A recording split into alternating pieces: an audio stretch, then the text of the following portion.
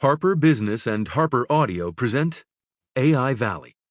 Microsoft, Google, and the trillion-dollar race to cash in on artificial intelligence. By Gary Rivlin.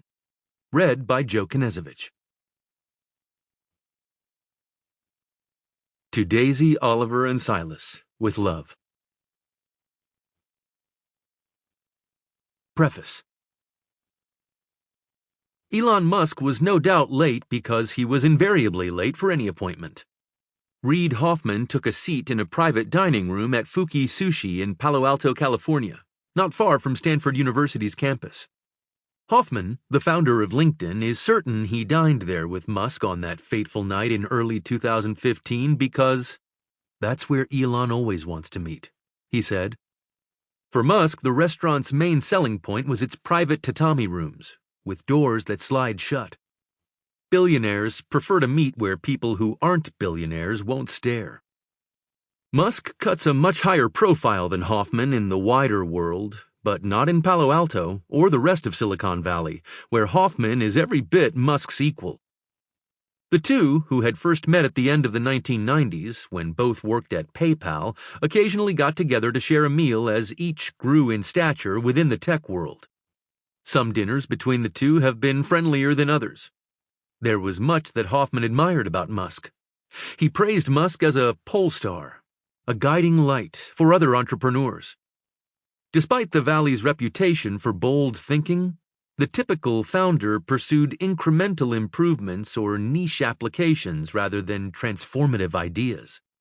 Musk, in contrast, was a long-term thinker who ignored the naysayers and took big swings that might actually move the needle on humanity. Yet Hoffman has also dismissed Musk as a soulpreneur, a man incapable of working alongside others. Musk, Hoffman said, has instincts for the good but suffered a God complex. Everything will be okay, so long as Musk is the one in charge. There was something inherently transactional about their encounters. It's always, what new things are you thinking about? What can I learn from you during this dinner? Hoffman said. When the two met on that chilly night in 2015, Musk brought up artificial intelligence almost immediately. Hoffman waved him off. Hoffman had practically majored in AI as an undergraduate at Stanford in the late 1980s. One of his advisors was a towering figure in the field. The summer internships he secured had him working on artificial intelligence, yet researchers back then were teaching computers to distinguish between a circle and a square, or a cat and a dog. And Hoffman was eager to have an impact on the world, not play pre-K instructor teaching shapes and animals to a machine. I saw firsthand what AI was doing, and I thought it was juvenile, Hoffman said. AI has been disappointing humanity since the term artificial intelligence was first coined in the 1950s. Before Hoffman sat across from Musk at that dinner, nothing he had come across gave him reason to consider returning to his AI roots. I know about this stuff, Hoffman said dismissively.